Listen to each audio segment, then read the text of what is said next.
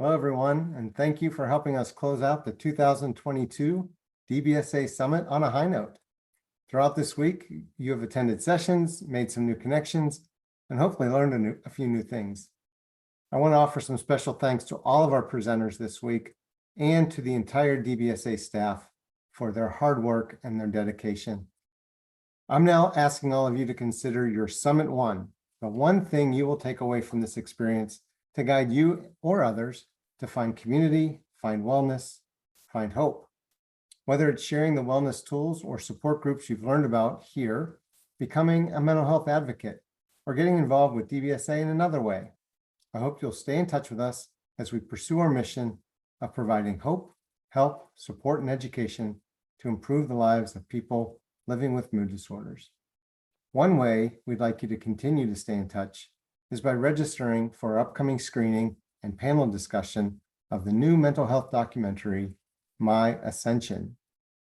A suicide attempt left 16-year-old varsity cheerleader Emma Benoit paralyzed, but propelled her on a mission to use her painful experience to help others find hope and shine more light on the fact that 20 young people die every day by suicide in the United States. After viewing the film, you're invited to join the director and producer and DBSA board member, Greg DeSherry, along with Emma, in a panel discussion, which will be held on Wednesday, November 8th, about youth mental health and suicide prevention.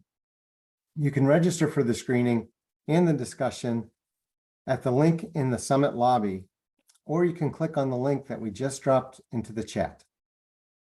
I also want to remind you to please take the End of Summit survey, which will give us valuable information on how to build future educational offerings. You can find the survey in the Summit lobby.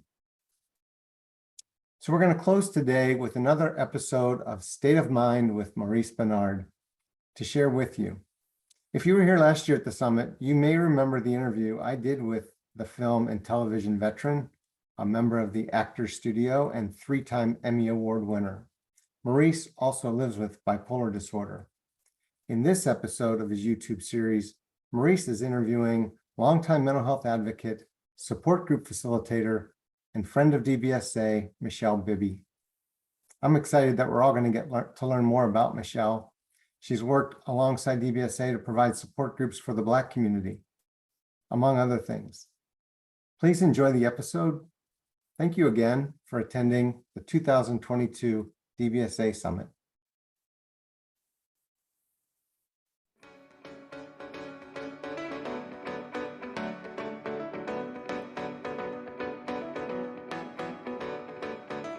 Okay, part 2 of the DBSA interview.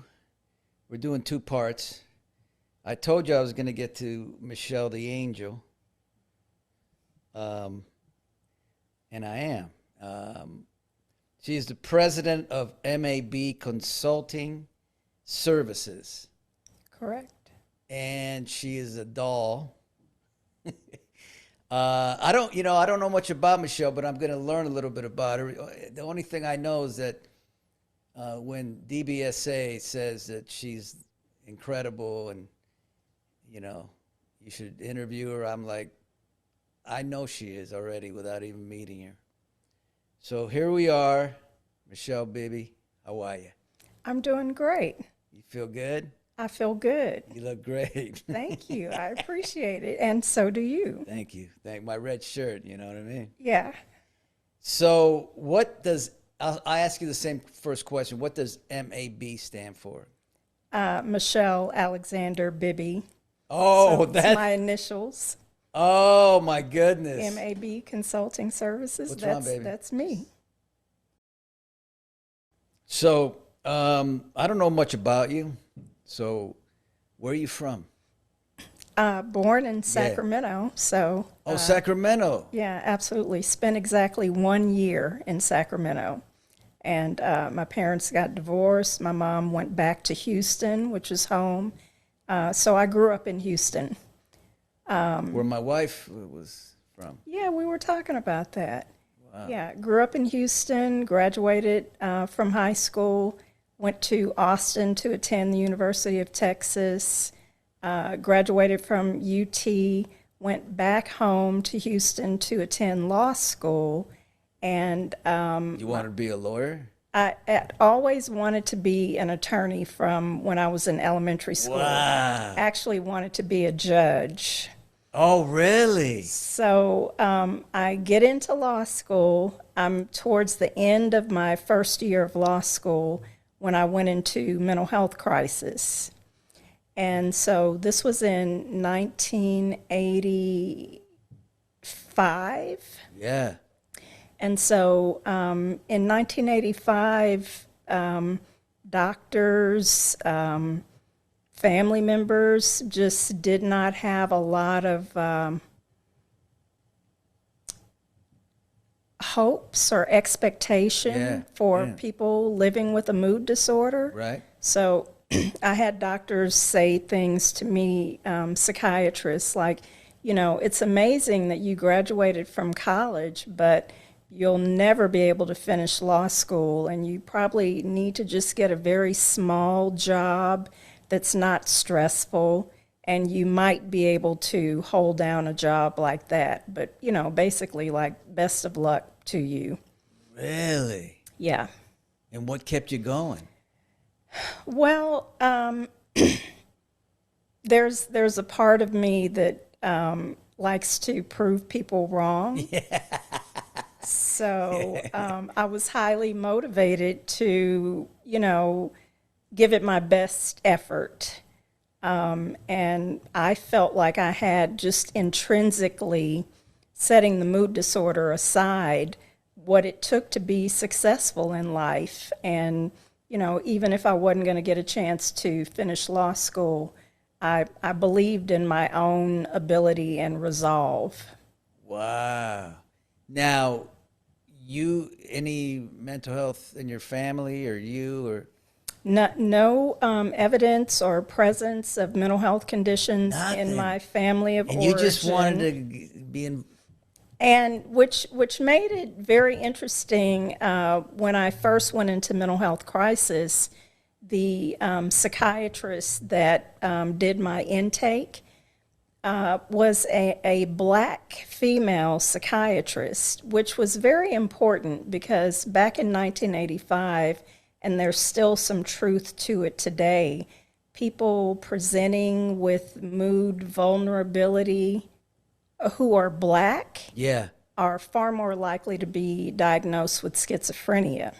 Oh, really? So, with me not having any evidence of mental health conditions in my family, I really give that psychiatrist a lot of credit because she talked to me for hours and hours and hours to finally come up with, you know, you have a mood disorder.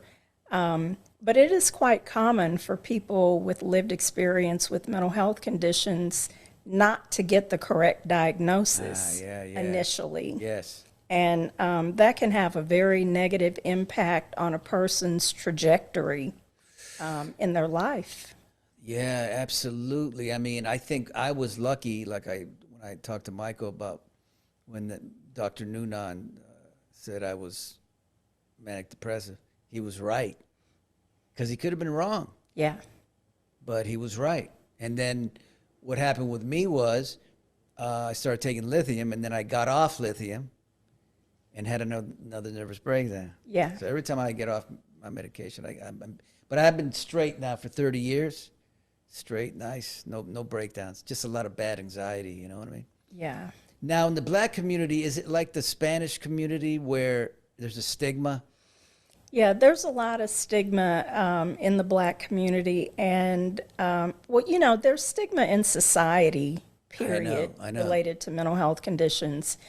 I like to say there's a lack of insight, Yes. acknowledgement, and recognition of mental health conditions in the black community. So there's a need for more education. And peer support is a great avenue to invite people in a way that is not pathologizing them.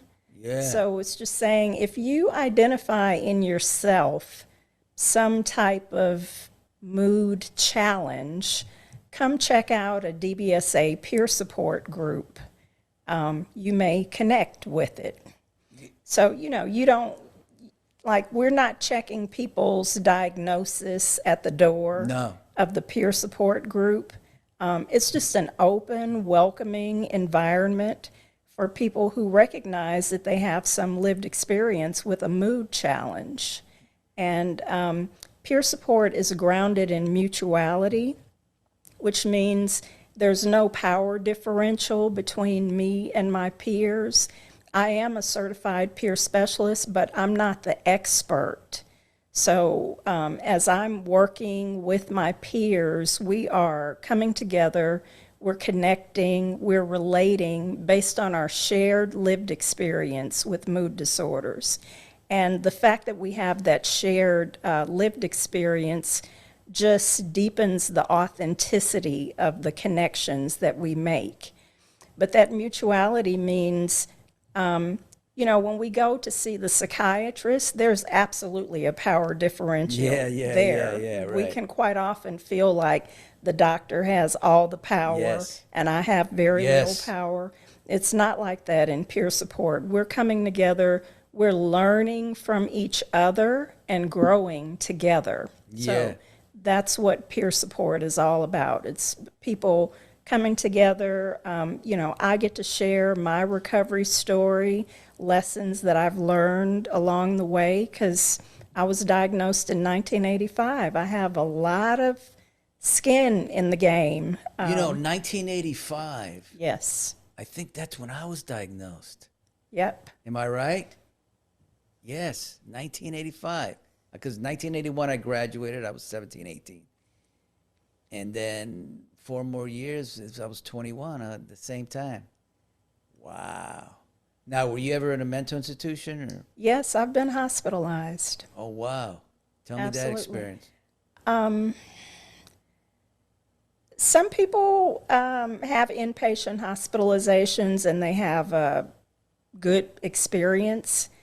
Personally, I feel like mental hospitals are coming up very short. People have a good amount of trauma oftentimes when they are discharged from the mental health hospital. So, the hospitals are supposed to be there for crisis stabilization. Right. So if a person is in crisis, that's where you go to get the help that you need to get your life back on track. But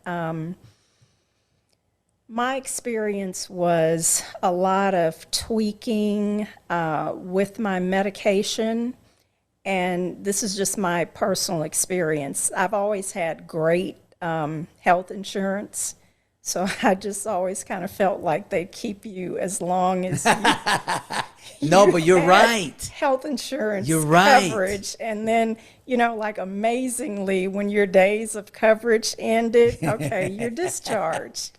And, you're sent back home to all of the stressors or responsibilities Yeah. that you had in your life with not really a transition plan. Or I just think there's a lot of room for improvement with inpatient hospitalization in this country. That's my personal opinion.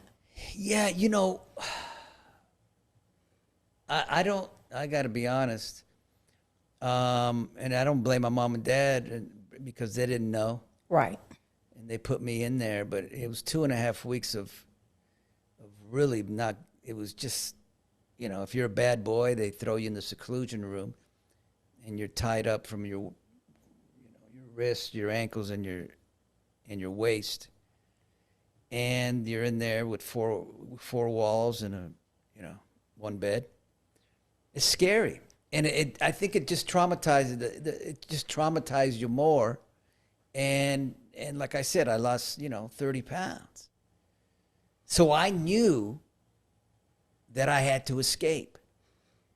So the first time they let me, this is in my book, first time they let me for a walk, because I knew I was going to go for a walk the next day, I had to trade my tennis shoes for hard shoes and a leather jacket. So it was just a trade that I did so I could wear tennis shoes. And I walked one door, another door, another door, and I'm outside, and they're talking, the two nurses, a girl and a guy. And I just ran up the hill, kept running. And, you know, I knew I had to go. So I escaped. Cops were after me.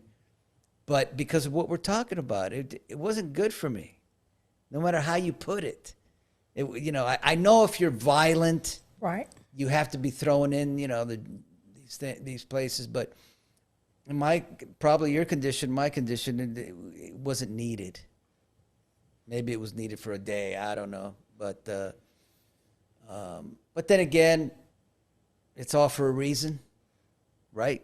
Well, you know, when people go into mental health crisis, there are times that they need a higher level of care. Yes. So you can need that Yes. crisis level care. It seems to me there's a lot of force that goes on in inpatient psychiatric hospitalizations, and I'm not a proponent of force. I don't think people get better No, that way. no. I sure didn't. Took me about 8 months, 9 months of depression. Because when you're manic, as you know, you got to come down. Then my thing is, that's why I don't want. Some people don't. They like the highs, right? Right. Of being, you know, yeah, it's kind of cool, you know, but it's not like the coolest thing ever. But I know when I come down, it's torture. Yeah. You know, you want to stay in bed. I call the bed quicksand because you just don't want to get out of bed.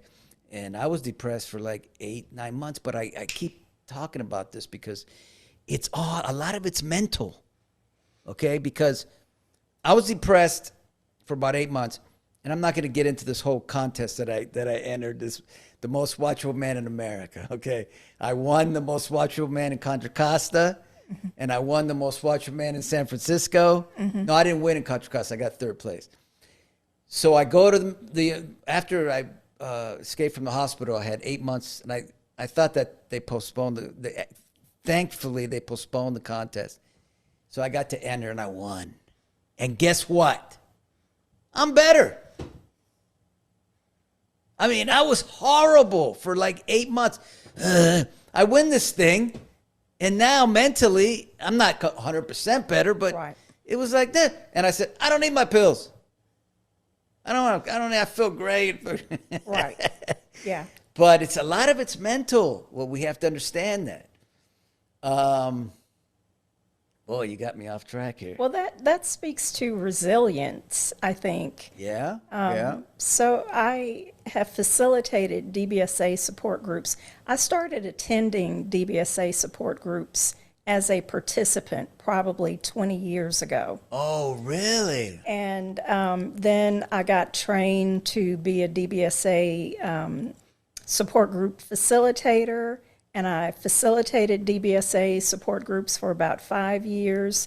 Then I was elected chapter president of my local DBSA chapter. And in all of these years of participating and facilitating DBSA support groups, people come to groups and they share stories of adversity, Yes. darkness, despair. Yeah. But people keep getting back up, and that speaks to the resilience of the human spirit, you know, fundamentally. But people with lived experience with mood disorders particularly just have a lot of resilience.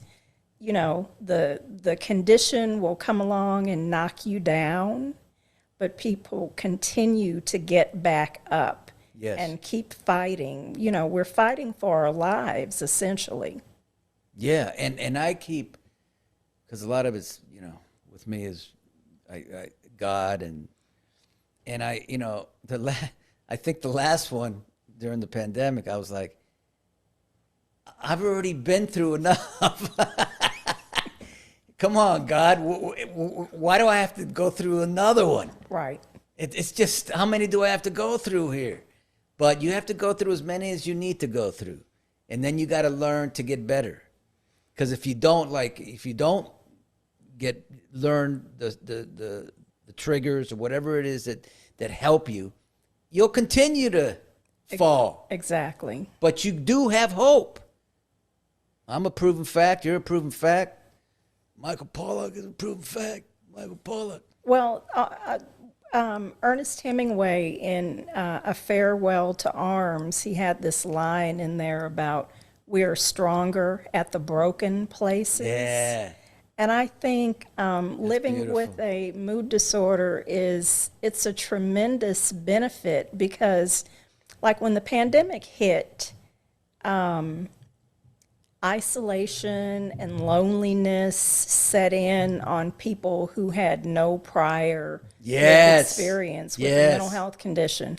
But those of us who had lived experience with mood disorders, we already knew about isolation, darkness, Right. despair, and that resilience was kind of part of our superpower. So I observed people with lived experience, particularly with mood disorders, fare okay during the pandemic. Yeah, you're absolutely right. I always say that. Can you imagine the people who have never experienced anxiety or depression and now it's the first time? Yeah. Woo! Now, for me, the problem was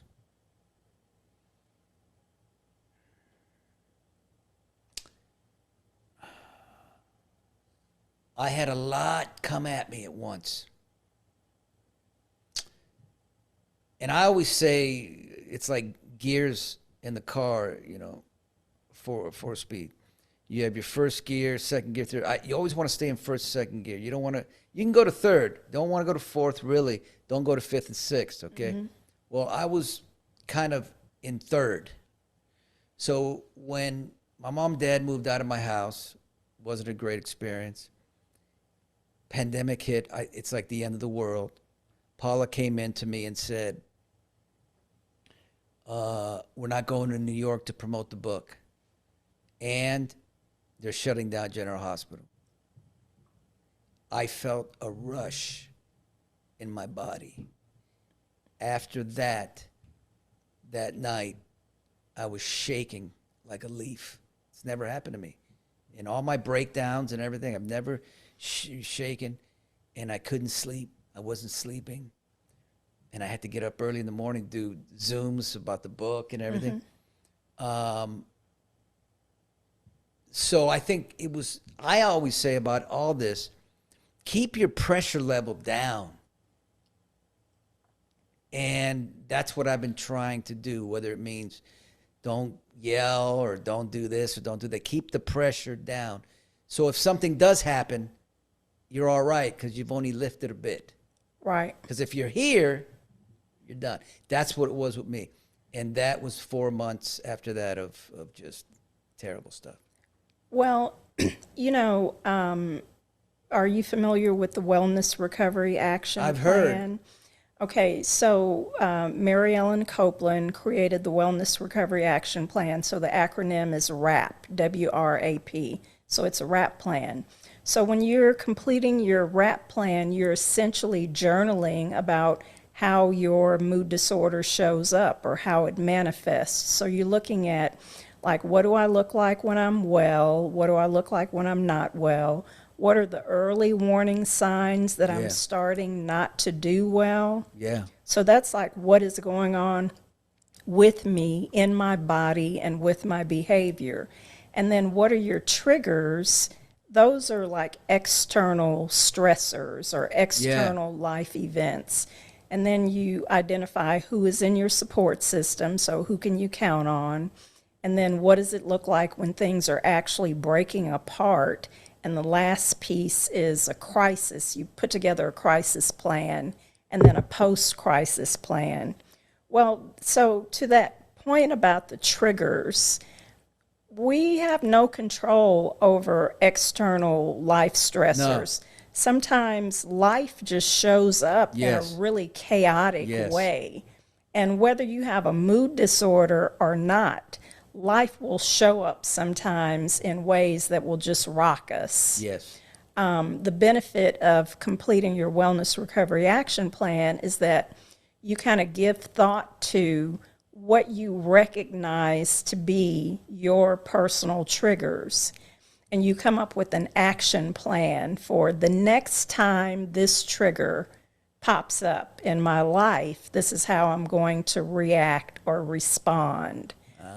But we don't have the ability to control our life stressors from showing up. And so what you just described was like a period in your life that was a perfect storm Yes. of stressors that Yes. just all came together At at the the same same time. time. Yeah.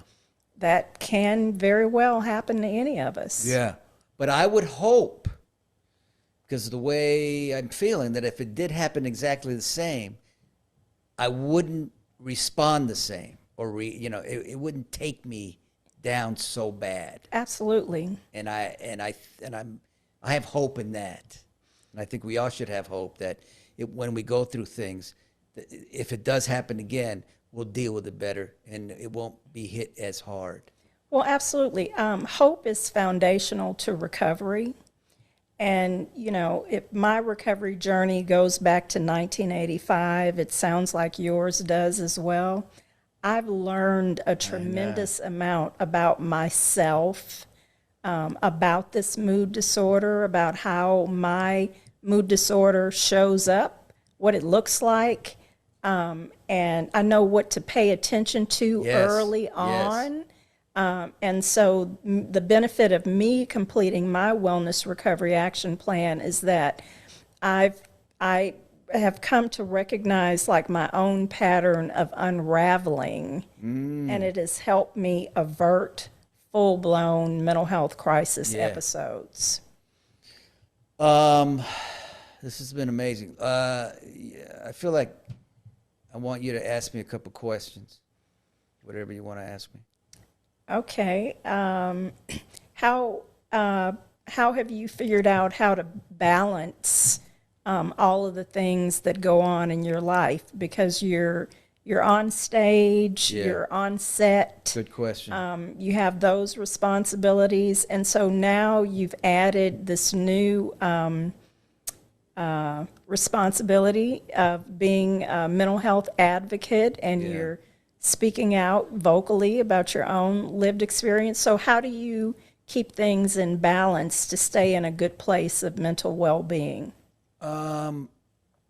It's really trying to stay in the moment and staying out of my thoughts, the thoughts that come to me. I try to just stay with everything positive, because it's really, for me, it's one thing that has happened since the pandemic, and I talk about it quite a lot, is I'm really learning and working on not caring what people think. And that has given me like wings, like a bird, to fly. Because my whole life, that's been even with all, being in the mental, it's now I'm thinking in my head, oh, everybody thinks I'm a failure. Right. Now I am in a mental institution. I didn't make it as an actor. And now this and that. It's always been this thing. But since the pandemic, been working on not having those thoughts and staying truly in the moment. And it's just beautiful to feel this way. It really is. And I think it has to do with when you're looking at death or thinking about death, and you say to yourself, you're going to live, I think you do get rewarded.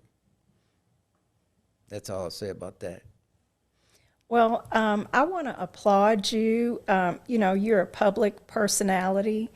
You came out publicly Yeah. about your diagnosis, and there's I'm a publicly disclosing person that I live with a mood disorder. I know for me personally, it's from a place of privilege that I could come out and do that because I work for myself. So, like, I can't be fired or Yeah. demoted or lose work because of doing that. But you calculated the risk and decided that you wanted to come out publicly. And I really admire the work that you're doing with the podcast. So it's like, I see you, Maurice. You're doing good stuff. And so I think when we come out publicly, we're helping to eradicate the stigma because Yeah. then you give people a face to look at when they look at Maurice. Hey, he's doing good over there. And Yeah, if yeah. that's what living with a mood disorder looks like, then it's not scary No. or it's not threatening. And I'm trying to do that, particularly in the Black community. We need more people to come out and raise their hand and say, hey, this is part of my lived experience. It's just a part of who I am. And I've been a fairly successful person. I had a 25-year successful career in human resources management, and I'm a retired HR manager. And now everything that I do is in the mental health realm. But my mood disorder is not getting in the way No. in any manner of me showing up at my best in all of my responsibilities and relationships in life. Well, like I said, you're an angel. And what does DBSA mean to you? That's my last question. Sure. I found my way to recovery really through attending DBSA support groups. Wow. So I have so much love and admiration for the organization. DBSA it provides a safe, welcoming space for people who have that shared lived experience with mood disorders to come together, to connect, to share sometimes some of their most vulnerable experiences, thoughts, and feelings, and then to support each other. And when you see that peer support in action, it is just the most beautiful thing. Peer support is kind of defined as an augment to traditional mental health care. But in my opinion, it's superior to traditional mental health care because it's real. Yeah. People come to peer support groups and they talk about having family members who don't understand their Right. experience, who don't get it. But everybody who comes to a DBSA peer support group, we understand, we've been there, we've lived, Yeah. the walk, we've had our own recovery journey. We've been through the highs and the lows. And so there's just nothing more affirming than a peer support group. And DBSA is really the premier organization in this country providing free mental health know. peer support groups. And the work that they do is just awesome. All right. Listen, I've kept you long enough. You've been fantastic. I think part 1 and part 2, you guys have to see this because it educates people. It's going to help people.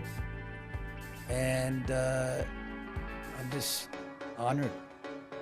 It's been my honor to be here. It's just, that's all I can say. And I'm wiped the hell out at this point. Okay. Thank you. Thank you.